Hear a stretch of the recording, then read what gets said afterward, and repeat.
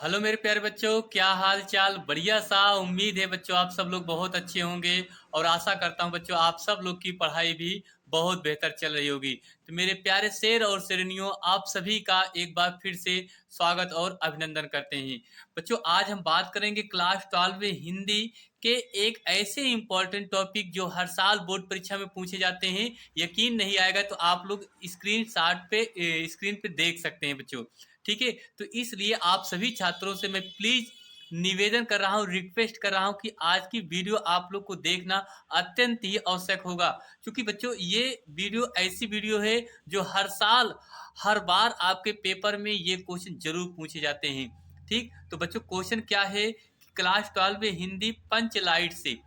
तो पंचलाइट से बच्चों जो आ, फानेश्वर नाथ रेणु ने लिखा है, ये 24 फरवरी 2025 में बच्चों ये 100% आपके पेपर में ये क्वेश्चन आएगा। तो यहाँ से बच्चों आप लोग 5 नंबर एकदम बिल्कुल आसानी से लूट लेंगे। ठीक है, क्योंकि बच्चों मैं आज आप लोग को बहुत ही सरल तरीके से बताने वाला हूँ। क्योंकि बच्चों बात करें, अभी तक यूट्यूब पे इतने सरल तरीके से कोई नहीं बताया होगा जितने आज अच्छे से आपको हम समझाएंगे। चलिए बच्चों स्टार्ट करेंगे क्लास की। तो सभी छात्रों से प्लीज निवेदन कर रहा हूं कि प्लीज वीडियो को ज़्यादा से ज़्यादा छात्रों में लाइक शेयर कीजिए। और सभी छात्रों से निवेदन करूंगा प्लीज वीडियो को लाइक शेयर और सब्सक्राइब जरूर कीजिए। चलिए बच्चों मिलते हैं। तो बच्चों प्रश्न आपसे क्या कहेगा, देखिए इससे रिलेटिव आप कम से कम 4 से 5 क्वेश्चन इसी से बनाएगा। तो चारों पांचों का जो आंसर लिखने का तरीका होगा एक होगा।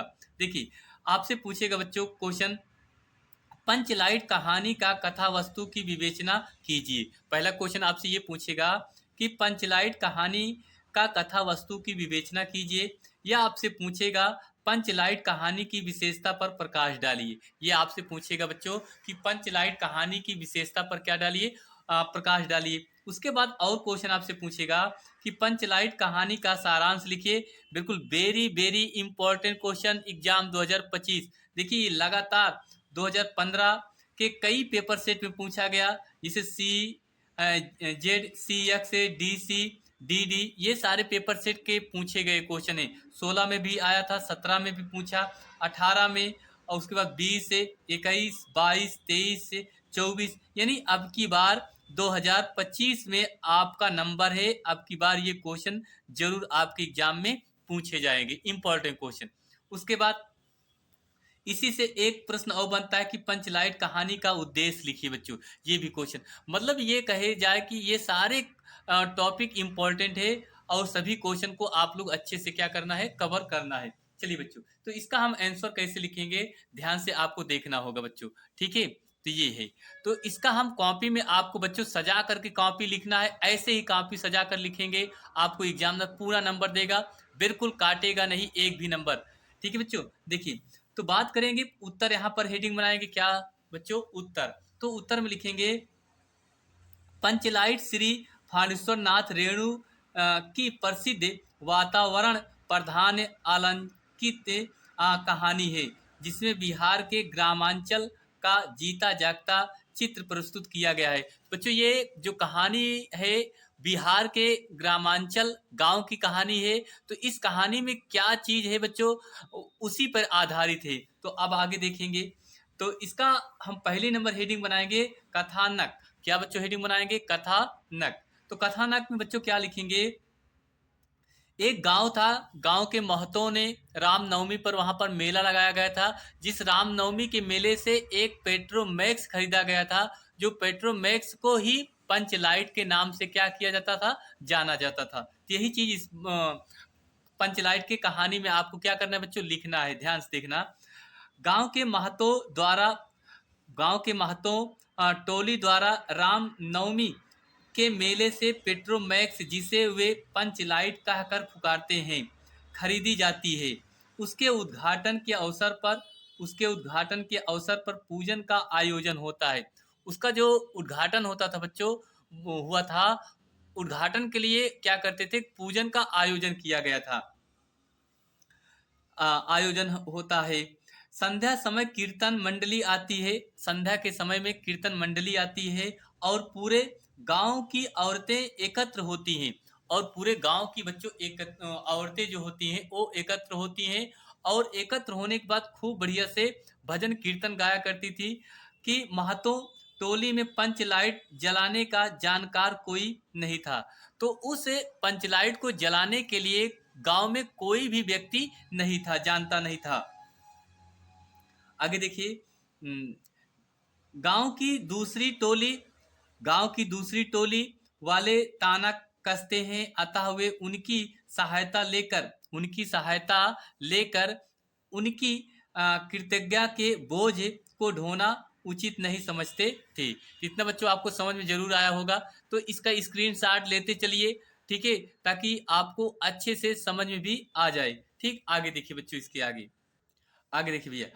गांव की एक लड़की मुनरी, जिसके प्रेमी का नाम था गोधन जिसके प्रेमी का नाम क्या था? गोधन था।